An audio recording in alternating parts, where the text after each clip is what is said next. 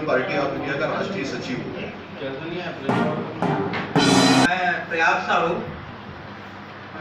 उम्मीदवार विधानसभा प्रत्याशी 75 राजनाथ।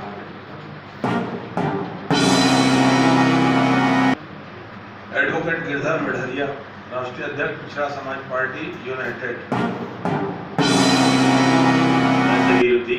इन सबका समर्थक हूँ।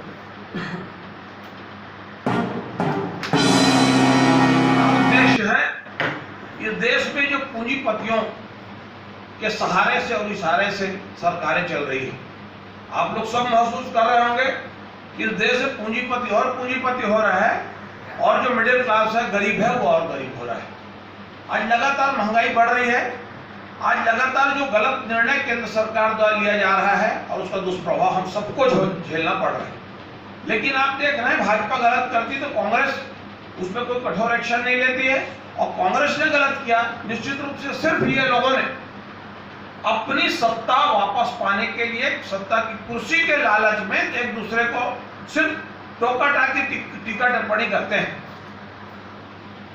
हम यहां जहां बैठे हैं राजनाथ गांव, मुख्यमंत्री रहे रमन सिंह जी पर जितने घोटाले लगे, भूपेश सरकार ने जितने घोटालों का उल्लेख किया होगा उन पर मैं बोलना चाहूंगा।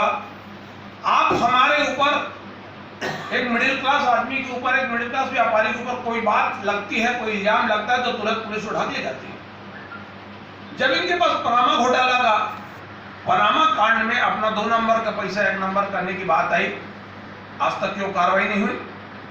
चावल घोटाला का बाद इनके ऊपर आज एक बहुत बड़ा घोटाला छत्तीसगढ़ में हुआ था। वो किसके जेब से पैसे गए थे? किसी कांग्रेसी की जेब से नहीं, किसी भाई को, तो आम जनता के को नुकसान हुआ था। तो ये पैसा वापस आना चाहिए था और अपराधियों को कठोर दंड मिलना चाहिए था, जो 5 साल बीत जाने के बाद कांग्रेस सरकार नहीं करी। आपका मोबाइल घोटाला हुआ, मोबाइल बहुत सारे पकड़े गए, मोबाइल बटे भी नहीं, और वो मोबाइल कहाँ गए उसका भी कोई हिसाब किताब नहीं। भूपेश सरकार ने भी हिसाब किताब नहीं दिया। जनता का पैसा है वो। आज 100 रुपए पॉकेट मारता, उस बंदे को उठाकर जेल में डाल देते हो। वो एक छोटा सा मजबूरी में मान लो कोई चोरी है, लेकिन इन बड़े चोरों जो इस देश को खोखला कर रहे हैं, जो समाज में आज जो महंगाई बढ़ रही है, जिम्मेदारी है। आज व्यभिचार बढ़ रहा है, जिम्मेदारी है। तो इन बातों को हम आपके पास रखना चाहते हैं। क्या है कि जब तक आप गलत का विरोध नहीं करोगे, गलत बात बंद नहीं होगी, गलत बात निरंतर बढ़ती जाएगी और देश में हो रहा है। चाहे बलात्कार का मामला हो, चाहे बड़े बड़े घोटाले का मामला हो। तो बंधुओं, इसलिए हम लोगों ने कहा कि भाई अपनी बात जनता के सामने पहुंचे। हम किन उद्देश्यों को लेके चुनाव लड़ना चाह रहे हैं, और संयुक्त मोर्चा का इसलिए गठन किया गया। हमारे उसमें बुद्धसेन पटेल जी हैं, एक्स MP रीवा के, वो पहले भाजपा में थे, भाजपा छोड़ चुके हैं। प्रकाश अंबेडकर जी हैं, वो भी एक्स MP है, रिपब्लिकन पार्टी ऑफ इंडिया के प्रेसिडेंट हैं और अंबेडकर जी के पोते हैं। और हम लोगों ने ये सब मिलके, क्योंकि शुरुआत तो करनी होगी, शुरुआत भी यदि नहीं करेंगे तो ये जो भ्रष्टाचार है और भ्रष्टाचारियों का जो दल है, आज आपको बता दूं, इन पार्टियों में व्यवसायिक स्थिति के टाइप राजनीति कर रहे लोग। एक व्यक्ति जो बन जाता है वही बनता है। क्या पार्टी में कार्यकर्ता नहीं है? क्या पार्टी में कार्यकर्ता जो है सिर्फ ताबेदार बनकर पूरी जिंदगी खत्म कर देंगे? और परिवर्तन कब आएगा? जब एक भ्रष्टाचारी आदमी मुखिया बनता है, चाहे कोई भी मंत्री पद में जाता है, यदि फिर से होता है तो वही काम रिपीट होगा जो पिछले कार्यकाल में, पिछले वक्त में उसने अपने मुखिया के कार्यकाल, अपने मंत्रिमंडल के कार्यकाल में जो किया है वही रिपीट हो, कोई परिवर्तन नहीं होगा, क्योंकि व्यक्ति वही है तो उसका विचार वही है। हमें बैठने की कानूनी अधिकार नहीं होना चाहिए, इसमें एक परिवर्तन की आवश्यकता है। जिस प्रकार के आज दूसरे विदेशों में जो देखेंगे कि आज अमेरिका के राष्ट्रपति 2 टर्म बनने के बाद नहीं बन सकते, हमारे देश में क्यों नहीं? और जब कोई भी जो बात है, भ्रष्टाचार पे कानून आज मोदी सरकार ने नहीं लाया, भाजपा सरकार की कांग्रेस आई, आज ऐसा कोई कानून कांग्रेस सरकार ने नहीं बनाई जिससे अगला भ्रष्टाचार को रोका जा सके।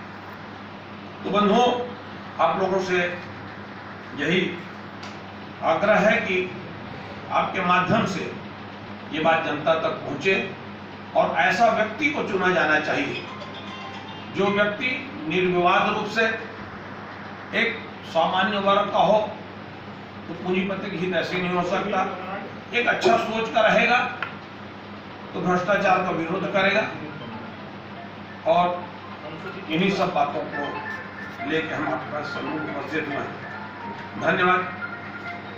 क्योंकि एक राजनीतिक दल खड़ा करने में एक संघर्ष की स्थिति रहती है। हमने अभी 8 प्रदेशों में ये संगठन खड़ा किया है। हमने महाराष्ट्र में भी चुनाव लड़ाया है, मध्य प्रदेश में भी 15 सीटों में हम चुनाव लड़ा रहे हैं, और लोकसभा भी 3 लोकसभा लड़ाए थे। झारखंड में भी हमने लोकसभा चुनाव लड़ाया है।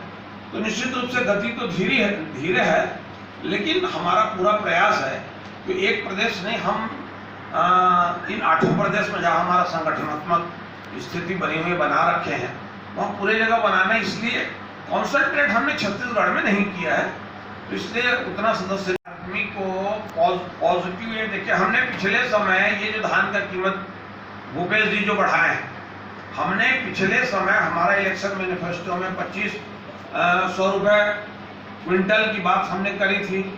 जो गांव में जो महिला बाल विकास की जो कार्यकर्ता रहती उनके उसके करी थी, तो उसका रिजल्ट तो आया है। समाज में हम काम करते हैं तो ठीक है, धीमी गति से आता है, लेकिन लोगों के मन में हैमरिंग तो करता है ये बात कि भाई ये बात होनी चाहिए, और निश्चित रूप से उसका लाभ समाज को मिला है। हमारे कार्यक्रमों का समाज को लाभ मिला है। और रिपब्लिकन पार्टी ऑफ इंडिया का समर्थन मुझे प्राप्त है, और उसके माध्यम से एक मजबूत चुनाव लड़ रहे हैं।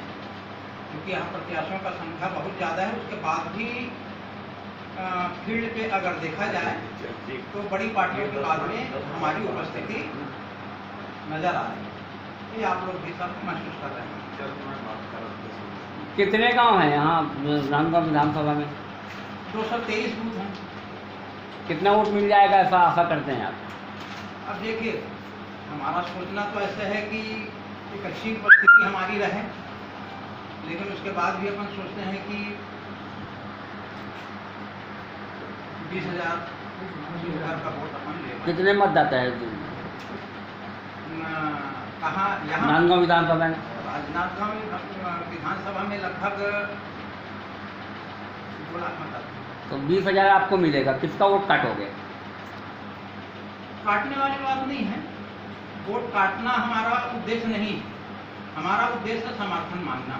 जो हमको इस लायक समझेंगे वो हमको। तो 20,000 में तो हार जाओगे। हार जाएंगे तो ऐसे हमारे जैसे कई हारने वाले हैं, जीतता तो एक ही है। ऐसे तो नहीं कि जो 29 खड़े हैं तो सब 29 जीत जाए। ठीक है।